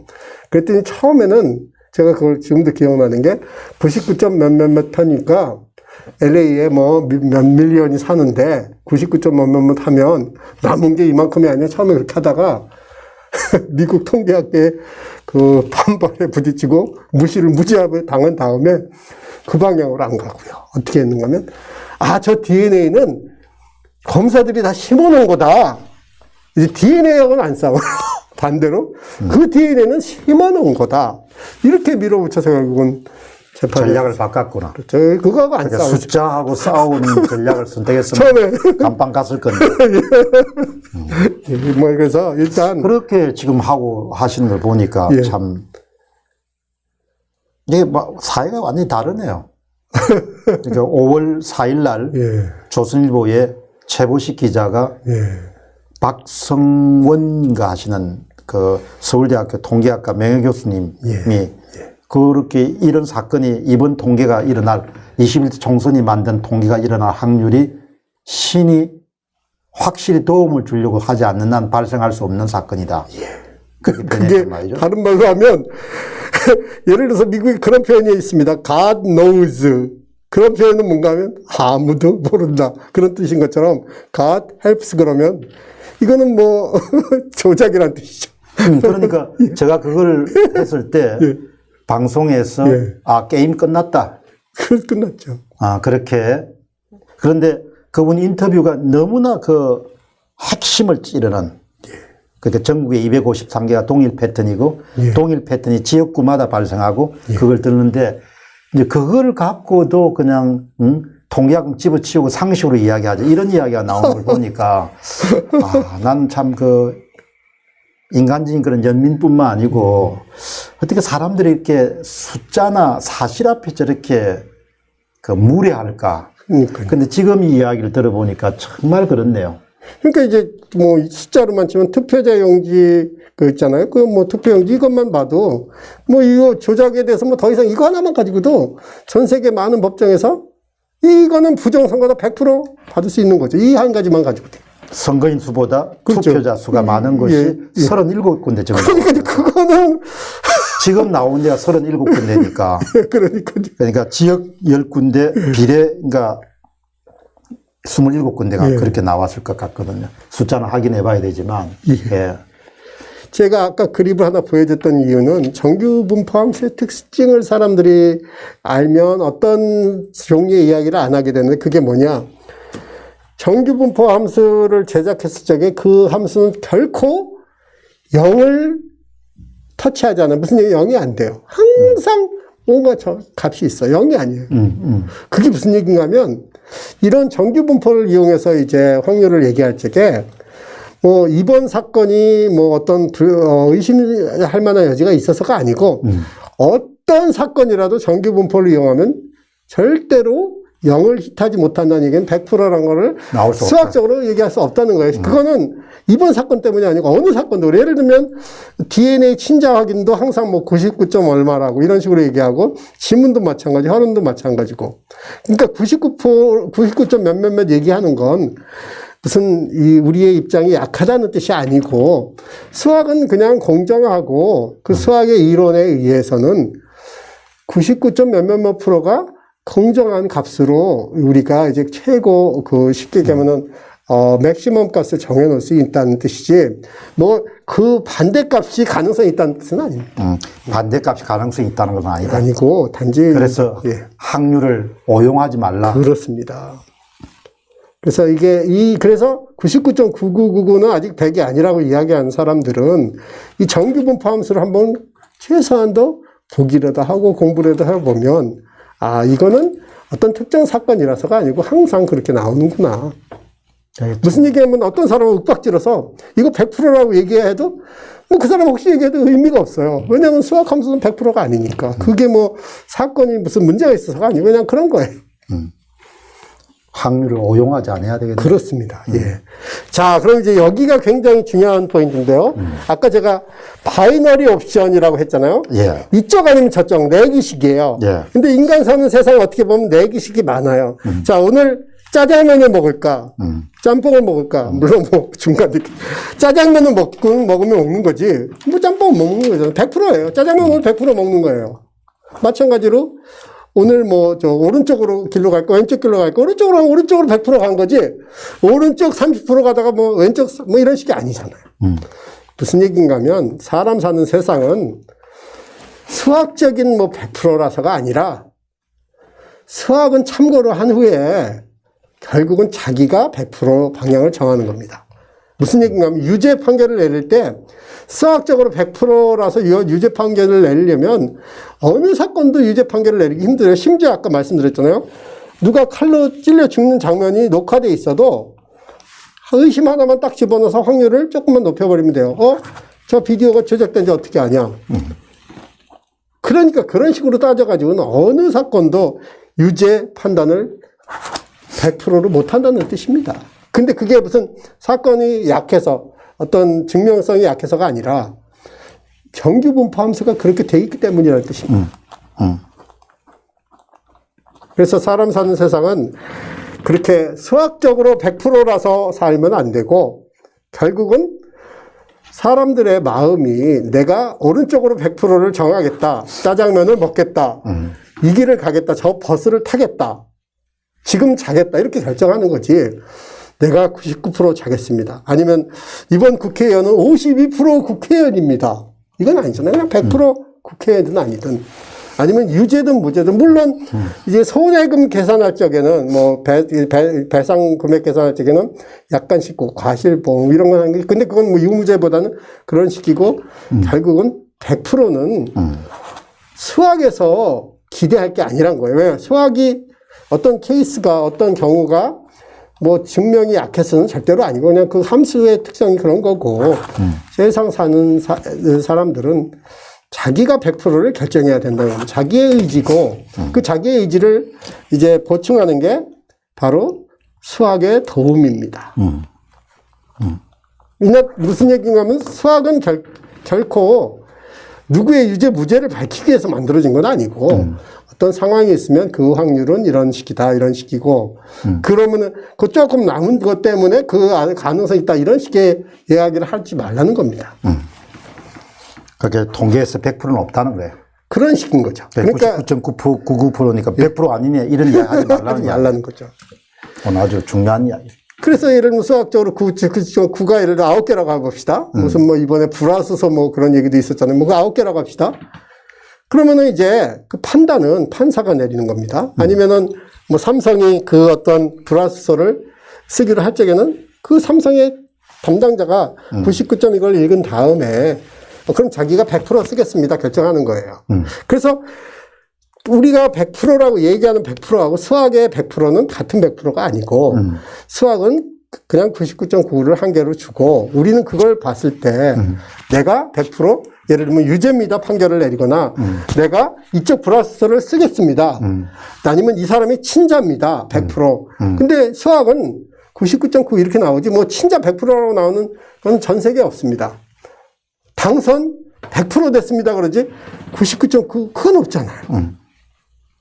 그래서 이제 결국은 수학은 누가 100%다 해서 수학 100%가 되는 것은 아니고 기계적 계산값을 공정하게 공급하는 역할을 하고 그 숫자를 보고 인간 사회가 판단을 100%를 해야 된다. 그렇습니다. 오제이 심슨 재판하는 거 보고 참 놀랐습니다. 그래서 이제 공정한 그 계산값을 수학은 공급하는 것이고 그 계산값을 쉽게 얘기하면 아주 좀 냉정하게 얘기하면 제가 항상 결정을 해야 된다고 해요. 이 사회에 들어가서 결정을 해야 된다고 합시다. 근데 누가 51%를 줬어요. 그러면은 공정하게 지금 그거 51%에도 찬성을 해야 되는 게 수학이라는 뜻입니다. 뭐 51%가 맞다 틀리다 이런 거 전에 어떻게 합니까? 뭐 다른 정보가 없는데. 근데 지금 이제 그런 경우는 많이 만나거든요. 이게 통계학적으로 거의 확률이 이런 사건이 일어날 가능성은 통계적으로 99.99999%가 불가능합니다. 이렇게 방송에서 이야기하면 가끔 댓글에 보면 0.000 남아있지 않습니까? 그렇게 오용하면 안 된다는 이야기죠. 수학은 표현상 그렇죠. 100%를 쓸 수 없기 때문에 99.99%고 그 통계학 교수님 같은 경우는 신이 막 큰맘 먹고 도와주지 않으려면 발생할 수 없다는 그런 용어를 써요. 그렇습니다. 근데 이제 뭐 그냥 뭐 굳이 100%를 찾고 싶으면은 뭐 용지가 더 많은 거는 그건 100% 범죄죠. 뭐 그런 거는 100%죠. 그런 거는 뭐 간단하게 이제 정규분포를 사용했을 때는 그렇다 이런 뜻입니다. 그럼 이제 중요한 거는 자, 뭐 한참 뭐 얘기하게 한 다음에 뭐 내 결론이 없으면 듣는 사람이 섭섭하죠. 이야기 좀 해주시죠. 자, 그럼 이제 저는 이번 4.15 QR 선거를 부정선거로 100% 이야기합니다. 99.99가 아니고 100%. 왜? 자, 100% 유죄란 이야기는 지금 이미 밝혀진 것만 해도 뭐 충분하지만. 근데 변호사는 항상 방송할 때 100%라고 이야기하지 말라고 항상 그거는 수학적인 100%라고 얘기 안 하시고 내 의견을 100%라고 하는 거죠. 왜냐? 100%라고 얘기했을 적에 그러면 만일에 무고죄로 저를 고소를 하잖아요. 나의 오피니언. 그렇습니다. 이렇게 이야기해요. 그렇습니다. 나는 이렇게 생각한다. 그렇습니다. 왜냐하면 제가 이제 법원에 갔을 때, 자, 수학적으로 99.999 뭐, 근데 네가 왜 100%야? 이거 너 차이 나지 않나? 이렇게 했을 때, 제가 언제 수학적으로 100%라고 했습니까? 나는 이게 100% 유죄라고 생각합니다 했지, 내가 수학적으로 100%라고 안 했습니다. 그러나 내가 그렇게 생각하고 그렇게 믿는다는 것에 대해서는 상대방이 내를 어떻게 할 수 없는 거잖아. 그렇죠. 내 오피니언이니까. 그렇습니다. 내 사유의 결과물이니까. 판사가 예를 들어서 어떤 사람을 뭐, 이렇게 유죄 이렇게 했을 적에, 우리가 뭐 어떻게 할 수 있습니까? 그게 세상살이니까요. 난 그런 세상살이에서 이번 선거는 100% 조작이다. 수학적으로 100%는 어차피 정규 분포 함수에 없으니까 그건 생각할 필요도 없고 그렇다고 해서 뭐 그게 입증성이 약해서 100%가 안 되는 건 아니고 그런 식이니까요. 왜냐하면 이제 지금까지 알려진 것만 해도 뭐 상당한 시그마 합이 나오고 그 다음에 알려지지 않은 것들을 저는 분석하는데, 예를 들면은 뭐 화학에서도 정량 분석이 있지만 정성 분석이 있습니다. 지금 정량 분석만 해도 그 정도지만 정성 분석을 해버리면 훨씬 더 시그마를 확 땡겨버릴 수 있고, 시그마 값이 높아지는 건 아까도 얘기했지만 뭐 키가 6 시그마가 되면 3.2m가 되고, 뭐 예를 들면 60 시그마가 되면 상당한 숫자가 되겠죠. 그러니까 키가 뭐 한 700m 되는 사람이 있다는 것도 가능합니다. 시그마를 계속 늘리면. 그런 식의 시그마는 얼마든지 늘릴 수 있는 걸 하는데, 적당히 합시다 이런 마음에서 그냥 우리는 대략 24 시그마 이상이니까, 제가 아까도 말씀드린 24 시그마 정도면 뭐 목숨을 걸어도 결코 목숨을 잃지 않는 경우입니다. 그래서 이제 이건 뭐 배짱이 두둑해서 하는 건 아니고 정밀한 수학적인 고찰에서 적당히 합시다 해서 24 시그마라는 것은 기본적으로 6 시그마보다 더 이제 막 늘려서 크게 늘려가지고 수학자님께서 뭐 그거하고 같은 개념이죠. 예, 시그마를 그렇게 넓히면은 뭐 예를 들면 종로구에서 그런 성과가 나올 게 막 시그마를 막 2시그마, 3시그마, 4시그마 나중에 막 공박사님 도저히 찾을 수 없습니다 하는 그거까지 늘리면은 그러면 다 들어갈 수 있다. 그러니까요. 그러니까 그렇게 얘기하면은 뭐 700m 거인도 얘기해도 되고 1마일 키를 가진 거인을 얘기해도 되는 겁니다. 무슨 얘기냐? 조작이란 거죠. 그러니까 상식적으로 2시그마나 3시그마 정도 그냥 합의 보자 이야기. 그렇습니다. 그걸 가지고 뭐 30을 하겠다, 30시그마, 40을 그러면 안 된다. 그러니까 6 시그마가 그게 바로 산업계가 채택해서 쓰는 겁니다. 뭐 6 시그마가 절대적이라는 게 아니라 그 정도면 적당히 합시다 하면서 다들 뭐 이렇게 합의 보는 거죠. 그래서 이제 그 첫 번째로는 왜 이번에 부정선거라고 제가 100% 얘기하고 거기에 제가 뭐 예를 들면 롯데타워에서 떨어지는 것까지 할 수 있느냐 하면 QR코드 사용 자체는 불법입니다. 그럼 그게 불법이기 때문에 내가 부정선거라고 얘기했는데, 그 불법을 부정선거라고 얘기한 걸 무고라고 판사님께서 하실 수 있을까요? 할 수 없죠. 그렇죠. 그러니까 QR코드를 사용한 거하고 그 다음에 직인을 그냥 프린트 해가지고 그냥 인쇄용으로 쓴 거는 그런 명백한 그거죠. 그러니까요. 그러니까 이미 뭐 그것도 있고, 아까도 얘기했듯이 더 많은 뭐 그 투표 용지 수 뭐 이런 것까지 해버리면 뭐 6,000 그러니까 뭐 6만도 가고 60만도 가고 6만 날이 갈수록 발견되니까. 그러니까요. 날이 갈수록. 그러니까 그 참 진실이라는 것을 무시하면 안 될까? 그렇죠. 이게 아까도 말씀드렸던 이 이론을 개발하기 위해서 그냥 보통 사람의 천재가 뛰어들어서도 해결을 끝내지 못한 걸 또 다른 천재가 도와서 해결한 겁니다. 그래서 저는 이번 4.15 QR 부정선거라고 불리우는 것을 뭐 2번 반복되자면 부정선거라고 100% 유죄라고 단언하고, 이 단언에는 뭐 그냥 뭐 아무 소리나 하시지가 않고 그렇게 단언하시는 거는 그냥 롯데타워에서 그렇죠. 그게 거짓으로 판명되면 목숨을 던질 정도로 그렇게 대단한 그 각오를 하고, 아니 뭐 그것뿐만이 아니고요. 목숨 던져야 될 사람이 여럿이나 있네. 그것뿐만이 아니고, 자, 제가 이걸 본 이제 저 증인이에요. 숫자를 봤잖아요. 숫자를 본 증인이고, 또 이 숫자에 대해서 나름 전문가예요. 뭐 모든 전문가 다 자기 영역이 있겠지만 양심선언을 하겠습니다. 이번 사건의 경우에 대해서 저는 전 세계 언론, 법원, 뭐 학계, 아니 전 인류 앞에서 이건 유죄라고 제가 선언합니다. 그러면은 뭐 제가 이걸 뭐 아무 소리나 하면 되는 거지, 이게 아니라, 이게 틀리면 저를 어느 법원이든 데려가서 사형 선고하십시오. 저 기꺼이 듣겠습니다. 안중근 의사님께서 돌아가실 때 그분은 그게 옳다고 생각했습니다. 물론 뭐 개인적이라는 게 뜻이 아니고, 이거는 눈 감고 생각해도 적어도 24 시그마는 그냥 떨어지는 판인데 그런 판에서 질 수는 없다는 그거 확증의 반어법입니다. 그래서 이제 다시 마지막 요약을 하면 존 박사는 자기 생명을 담보로 이번 선거는 100% 부정선거라고 선언하였는데, 간략하게는 QR 그 부정 사용하는 거죠. Q 수리 지문 때문이라고 딱 하면, 요약하면 누구나 이거에 대해서 만일에 저를 무고죄로 누가 고소를 하면 뭐 법정에 가고 저는 똑같은 이야기를 할 겁니다. 네. 정말 참 오늘 뭐 명쾌하게 그걸 해주시네. 그러니까 역시 숫자라는 것이 갖고 있는 그런 무게감이라든지 진실성이라든지 어떻게 보면 좀 더 냉혹함 같은 부분 오늘 정말 잘 표현해 주셨어요. 무지막지하다고 제가 표현했죠. 참 숫자가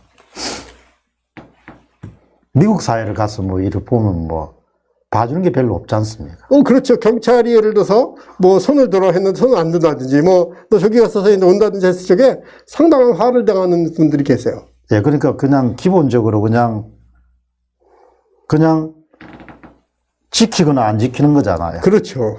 그렇죠. 네? 유죄 혹은 무죄잖아요. 그렇죠. 100% 유죄 아니면 100% 무죄죠. 그러니까 참 오늘 이렇게 너무너무 고맙습니다. 이게 그렇게 너무나 명쾌하게 결론 내려주셔가지고 제가 평소에 갖고 있던 그런 생각하고 또 참 많이 근데 역시 진실에 대한 사람이 겸허함이라든지 또 사실에 대한 어떤 존경심이라든지 또 인간이 갖고 있는 인지구조에 대한 그런 한계성에 대한 그런 인정이라는 이런 부분들이 다 이제 이번에 우리 사회를 보면서 자식들 앞날을 생각하면 그런 범죄를 어떻게 저지릅니까? 정말. 그러니까 그게 그런 범죄의 수익이라는 것이 대가라는 것이 얼마나 큰지 모르겠는데 영원히 자신의 이름을 오명으로 남기는 일이지 않습니까? 그게 얼마나 겁난 일입니까? 그러니까 제가 깨달은 거는 저쪽은 저렇게 목숨을 거는 사람들이 몇 명이 있을 거 아니에요. 뭐 많은 숫자는 아닐 거예요. 근데 이쪽에는 또 공 박사님께서 나섰는데 뭐 그렇게 나서시는 지도자가 있으면 그 뒤를 바치는 분 사람도 있어야죠. 제가 뭐 뒤에 바치고 또 저 아시아님께서 벌써 바치셨고 결국은 그리고 또 뭐 서강대학의 신 교수님들 자료를 제공하고 또 저기 다른 대학에서 또 사회 분석 하시는 분이 상관계에서 또 이렇게 계산해서 보내주고 특히 이번에는 미국에 계시는 동포들이 참 뭐 사람이 자기 조국을 사랑하는 것은 본능적이잖아요. 그렇죠. 그럼 어떻게 그 사람한테 뺏어갈 수 없는 거지 않습니까? 그래서 그렇게 좋은 아이디어를 제공하고 그렇게 해서 참 이렇게 집단지성이라는 것이 너무나 위대하구나 그런 생각을 했기 때문에 참 어쨌든 뭐 진실이 승리하지 않습니까? 나는 뭐 생각이 뭐 장난치는 사람들도 많지만 그런 관계 없고 오로지 그냥 진실, 진실이라는 부분만 가지고 있으면 그러면 승리할 수 있지 않겠냐. 어쨌든 오늘 정말 고맙습니다. 감사합니다.